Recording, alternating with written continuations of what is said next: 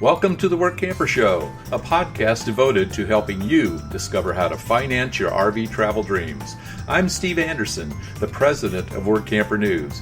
Each one of our episodes will either introduce you to people who are already living the RV lifestyle or to opportunities to work short-term jobs. You'll also learn how to hit the road the right way and make the most of every opportunity. Now let's turn over today's show to your host, Greg Gerber. Thank you, Steve. Today I'll be speaking with an Army veteran who has been work camping for 4 years. Today's episode is sponsored by Workamper News. With its Diamond and Platinum membership tools, Workamper News is much more than just a job listing website. When you put the tools of this professional service into action, you'll find out just how easy it can be to turn your work camping dreams into reality. The 1-year memberships open the door to a one-stop shop for all things work camping. Being the original resource for work camping, you'll find the largest number of job listings, be able to connect with a community of work campers, and view resources compiled by experts who've been enjoying the RV lifestyle for many years. If you're serious about leading a successful and enjoyable work camping lifestyle, then a Diamond or Platinum membership is for you. You can even get started with a free 30-day trial by visiting www.workamper.com/trial. Embark on new adventures today with the support of Workamper News behind you. John Swinford has had a multifaceted career. A 20-year veteran of the U.S. Army, when he retired from that job, he tried his hand at facility management. When he no longer wanted the responsibility of managing teams of people, he attained his commercial driver's license and hit the road as a trucker. For 12 years, he drove thousands of miles past some very interesting places he always wanted to visit, but didn't have the time or ability to see them. It's very hard to tour a national park with an 18-wheel truck. So 4 years ago, John gave up an office job and trucking career to become a work camper. He and his travel partner, Debbie, bought a 40-foot fifth wheel and hit the road again, this time not to deliver products, but to enjoy adventure. Now they have an opportunity to park in one area for an entire 6-month season to discover interesting things to do that only locals often get to enjoy, and to engage in activities that help them learn more about the culture. Most of John's work camping jobs have been in the Southwest United States, but he's also spent time in Minnesota and other Midwestern states. The jobs he does are as varied as his career. Some days he's mowing the lawn and painting. Other times he's using heavy equipment or making electrical and plumbing repairs. Campground owners have appreciated the versatility of John's mechanical skills at just about every job he's had. In fact, they are often able to rent equipment for John to use to complete special projects for which they would normally have to hire outside contractors to complete. Finding work has never been a problem for John. After building his resume and posting it online, he's been fielding calls ever since he started work camping. To tell us more about his travel experiences and the work camping jobs he has performed, please welcome John Swinford to the show. Thanks for joining me today, John. I really appreciate your time. How long have you been RVing? Well, 4 years now, almost to the day. I retired 4 years ago and pretty much just took off. It was something that I wanted to do, kind of part-time or as my retirement allowed me to. It was something I planned on, and because of life circumstances, I just kind of ended up out here full-time. So 4 years. What did you do for your career? Several things. I was in the Army 20 years as an armor crewman on tanks.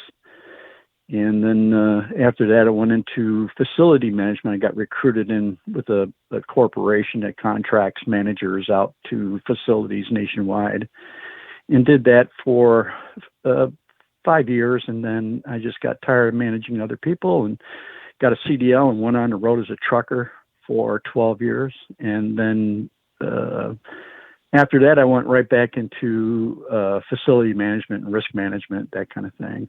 Okay. For the last few years of my working career. So. And what prompted you to jump into the RV lifestyle? Believe it or not, it was when I trucked. I would truck. I've been on every interstate in the United States and a few highways in Canada. I've been above the way up in northern Saskatchewan and you as a trucker, you would drive past places. I mean, you can be on Interstate 90 and you would see the Devil's Tower. And I often thought, boy, I'd like to stop and get up close to that place. And RVing allowed me to do that. It was trucking that did it, really. Okay.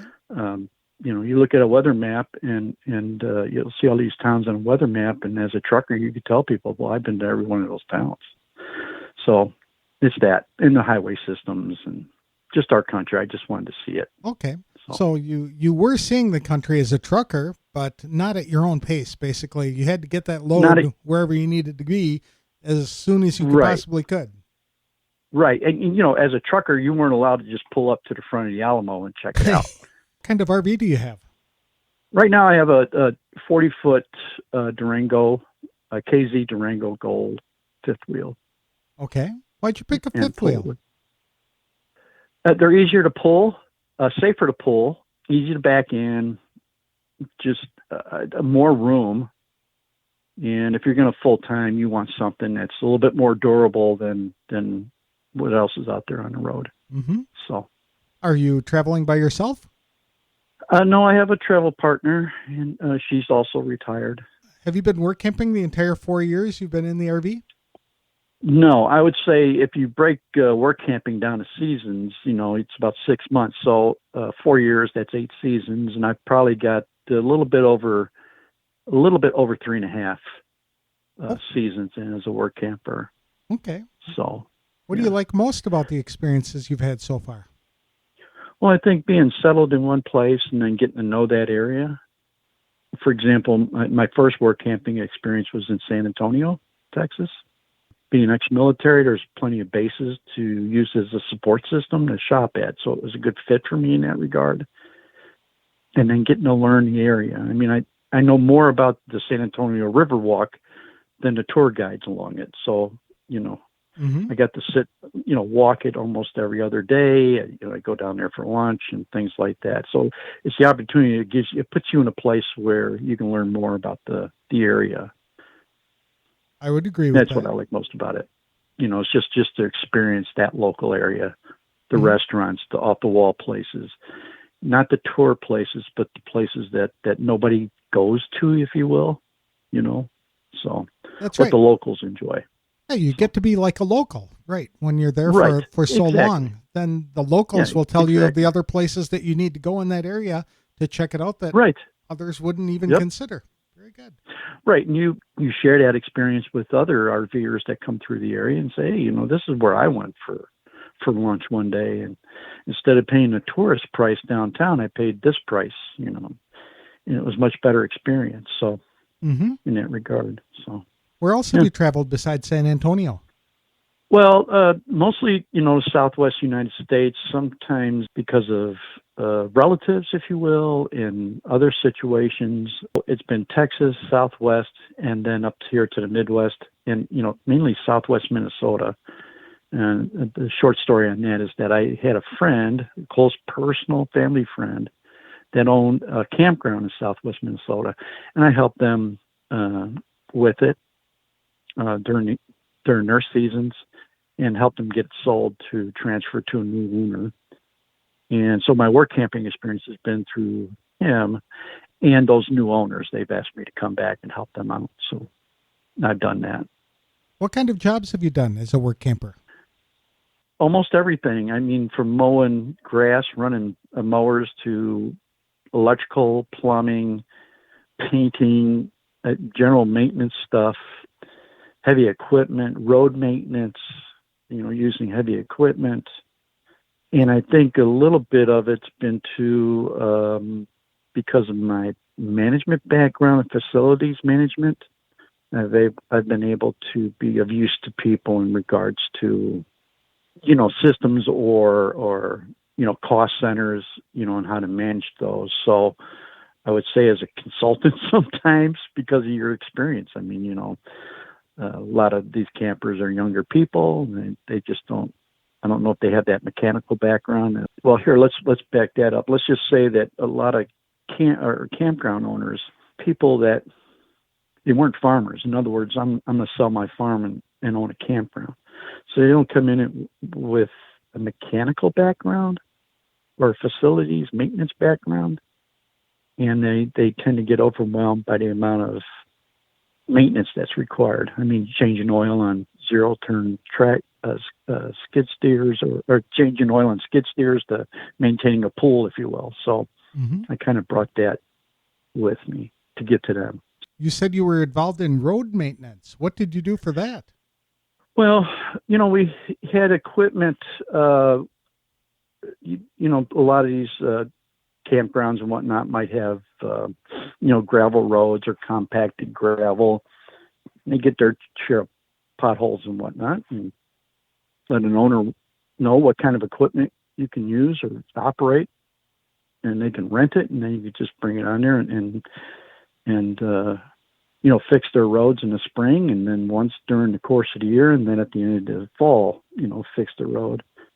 And so I just knew how to operate, or I was taught and learned how to operate that kind of equipment, and not asphalt equipment or anything like that, but just, graders and whatnot. No campgrounds have rented out a tank for you to help with demolition and things like that? A tank? No, sometimes can't use a big piece of equipment, or you can't have it in your inventory unless you're going to get the cost out of it.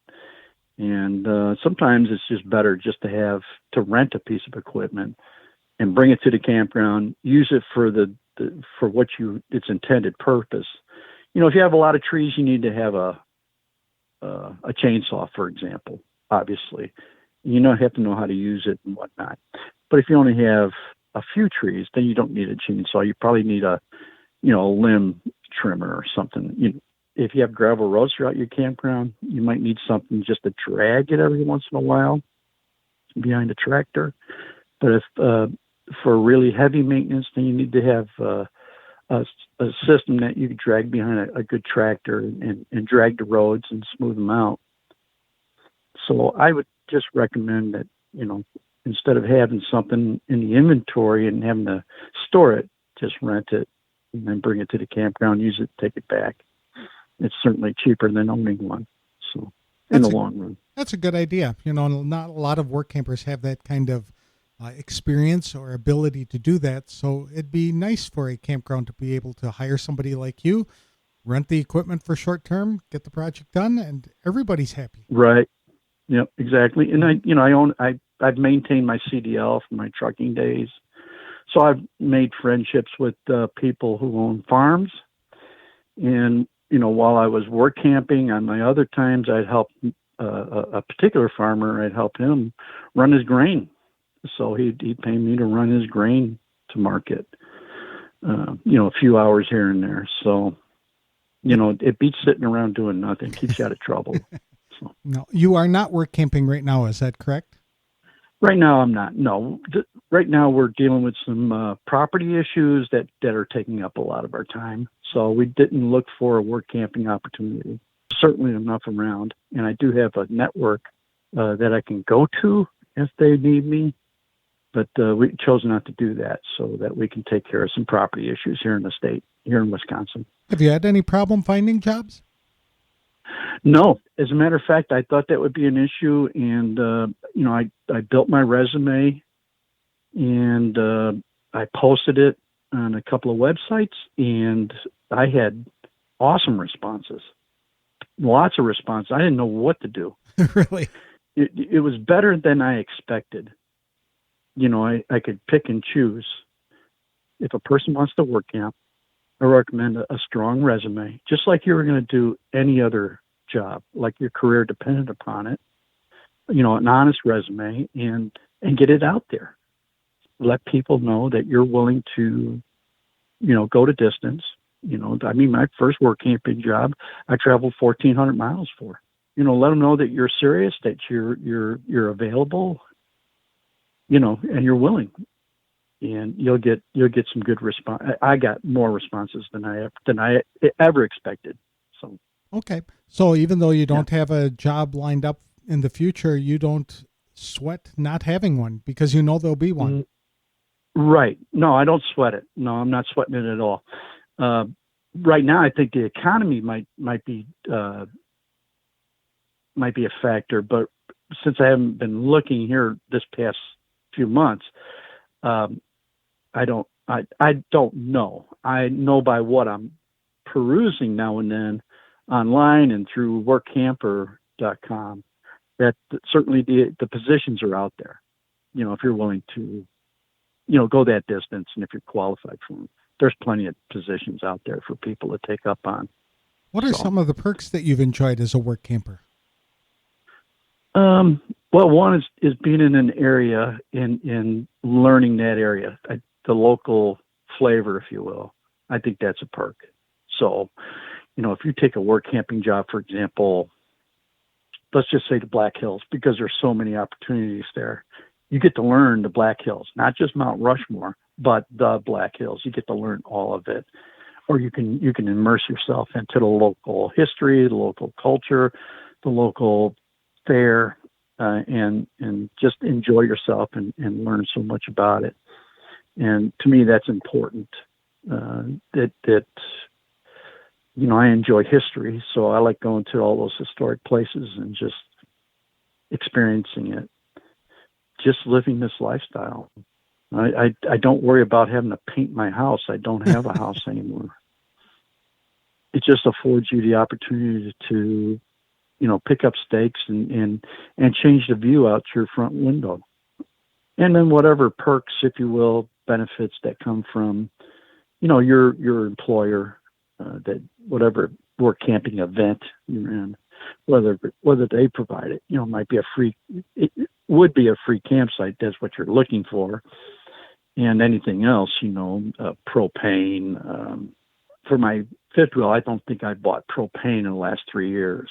So just, you know what I mean? That's a perk. You need to spend a winter in Wisconsin then. No, we won't do that anymore. And that's the other perk. You can just follow the seasons.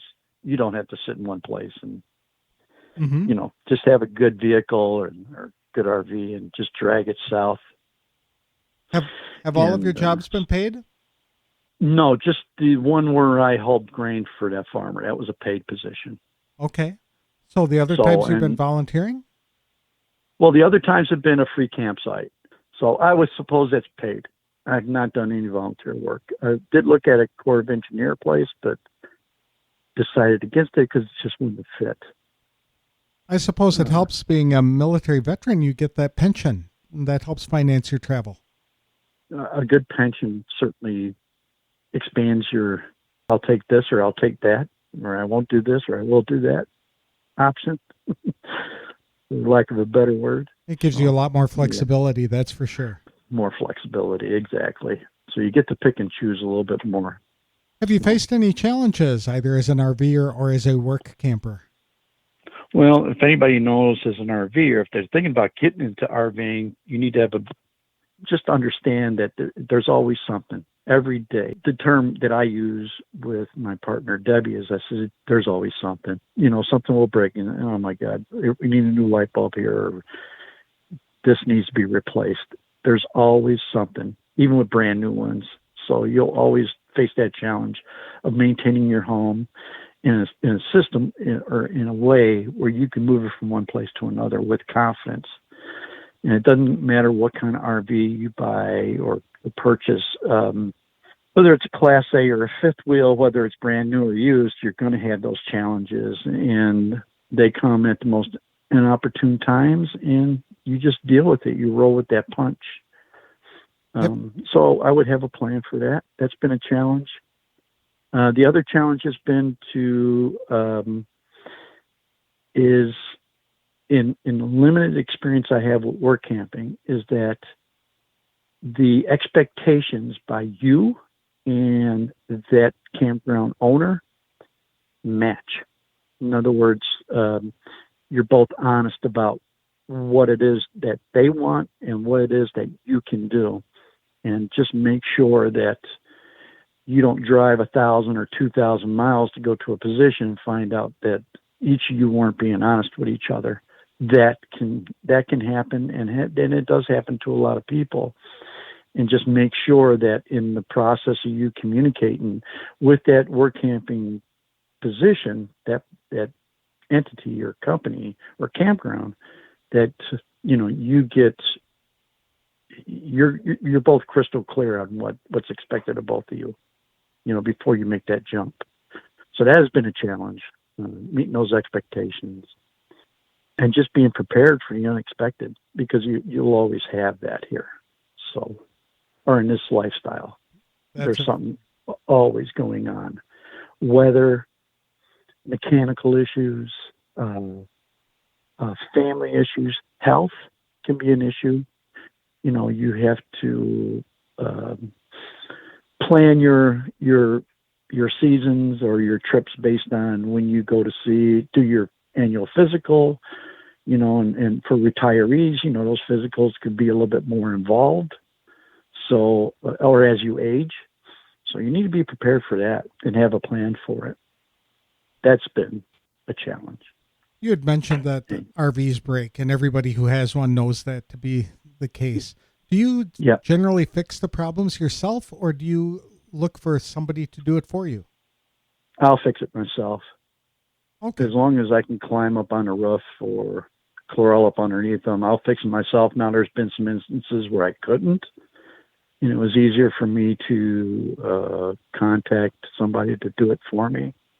I've done that. So, but for the most part, there's a list of tools that I think every RV owner should have and keep in their RV and never be without them, and to get tools and learn how to use them and apply them. Like a multimeter. A multimeter can save you thousands of dollars. It's important that they have a list of tools or a supply of tools or an inventory of tools to help them save themselves from, huge expenses. Tell those of us who are not technically literate what a multimeter is. A multimeter is one where you measure values of electrical components. So, this light doesn't work, for example. What's going on here? And they'll buy a new light fixture, for example. Granted, that may not be that big of an issue, but think of if you just went in there and make sure that power was getting to the light, then Now, a lot of people will take that light out, put a different light in, and it still won't work. Then they know they don't have power. It's just my way of checking systems, like your shore power where you plug into. Just take the multimeter and check the shore power at the campground, at the campsite, and make sure that you're getting proper voltage out of that leg. Instead of relying on a $500 or $600 piece of equipment, you could have got a multimeter for, a good one for $75 and done the same thing. Yeah, a good tire gauge, for example, for your tires. And everybody that drags a trailer, or even a Class A with duals or Class C with duals, how important it is. Tire pressure is. That. And to go and buy a cheap tire gauge, for example, is just the wrong thing to do. Buy a good tire gauge. And I recommend the ones at truck stops. Get those big trucker tire gauges and use those. That kind of thing. Just have a good toolkit. Mm-hmm. A multimeter and a tire gauge will save you thousands of dollars. What are some of the things on your bucket list or things you'd still like to do?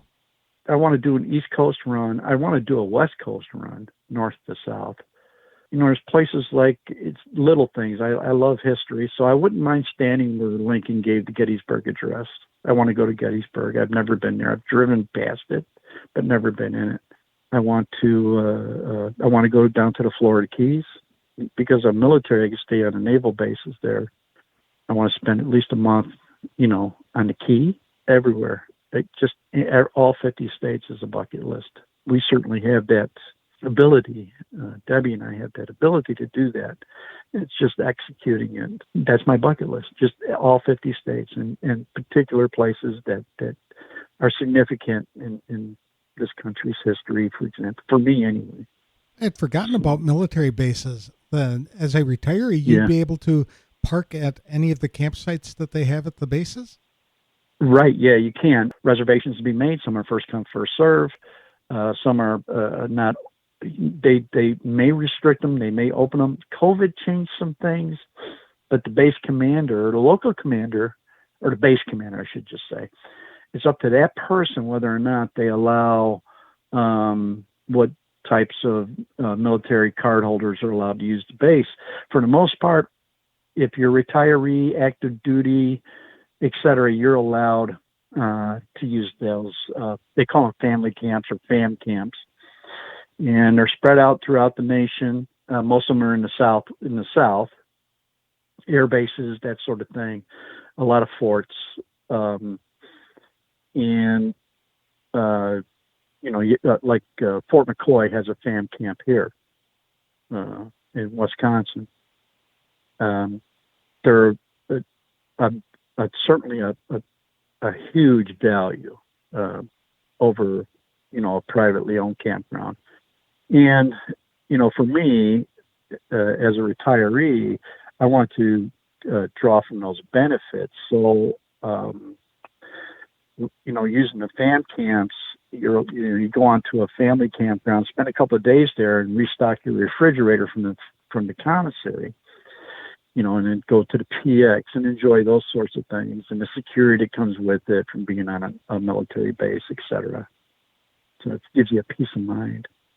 Very good. Yeah, FAM camps are huge, and America's Passport. And if you're a veteran now, you get the same benefits as America the Beautiful Pass, I guess it is, for national parks, etc. So Corps of Engineer parks have been certainly a place for us to stop and enjoy the benefits of that. So, are there any restrictions on the number of days you can stay at one of these FAM camps?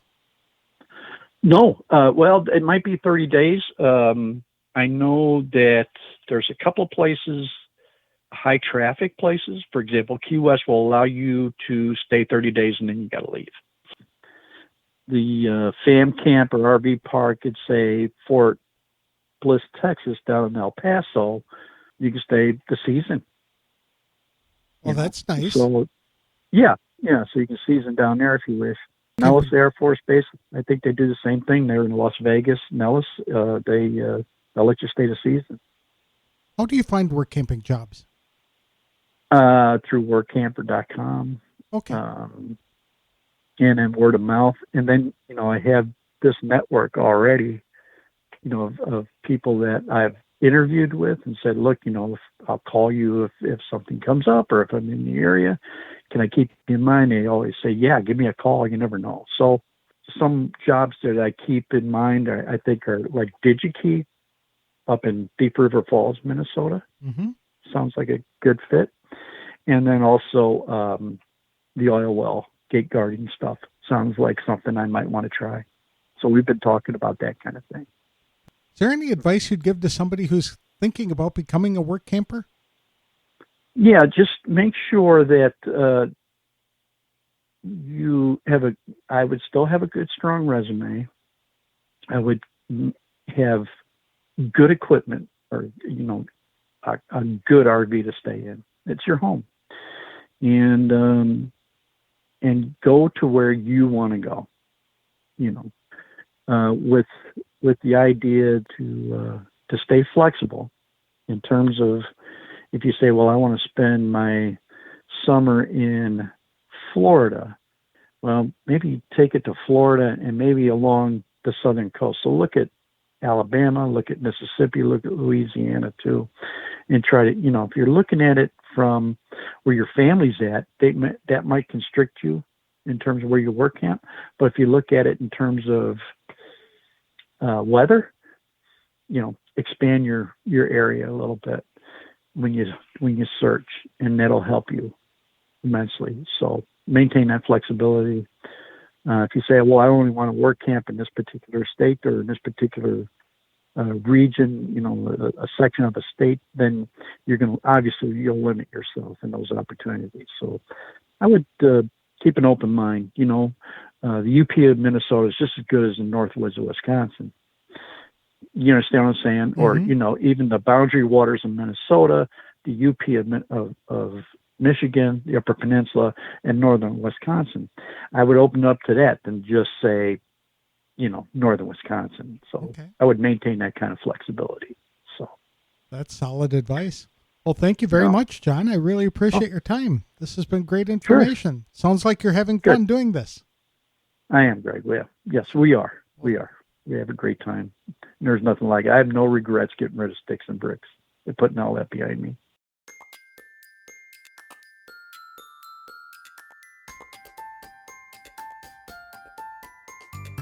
John Swinford has certainly enjoyed a varied work camping and RVing experience since he started doing it full-time 4 years ago. I appreciate him sharing his story with us today.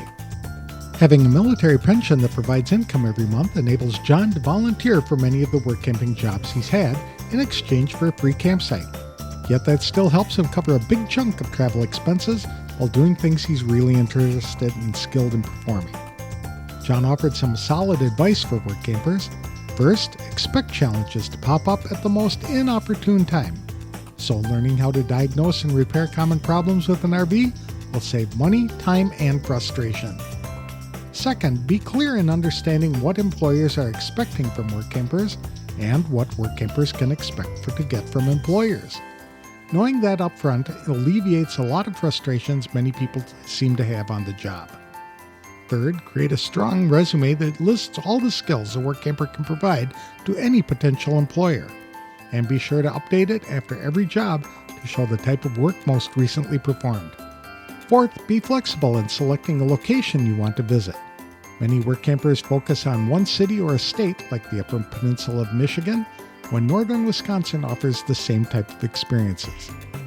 John also touched on a key benefit military veterans have, but few talk about, and that's the ability to stay on military installations. He and his travel partner like to stay on bases for a few days to explore the area and stock up their refrigerator and supplies by using the base commissary. Some bases allow people to stay for 30 days or even an entire season, which enables work campers to find paid jobs in the nearby community. I wish John the best of luck as he continues his travel and work camping experiences. Today's episode is sponsored by The Dreamer's Journey. It's an online course and community produced by Workamper News. Life is way too short to keep your dreams on hold, so don't be held back by fear because you were designed for more. Get started in the RV lifestyle the right way with this comprehensive guide. For just $29.95 for 1 year of access, Dreamers have unlimited viewing of 50 plus videos to learn things like what type of RV to buy, goal setting, how to budget for the adventure, developing a positive mindset, setting up a domicile, and operating a small business on the road, plus everything about work camping and how to find the right job for you. Each video is 30 to 90 minutes long to give in-depth coverage on every topic. There's no wrong time to get started, so for more information, visit www.rvdreamersjourney.com. That's all I have for this week's show. Next time, I'll be speaking with an employer who will describe one of the best-paying professional jobs for work campers. His franchise is looking for people right now to work next spring, but there are similar jobs in just about every other state. I'll have more details on the next episode of The Workamper Show. Thanks for listening.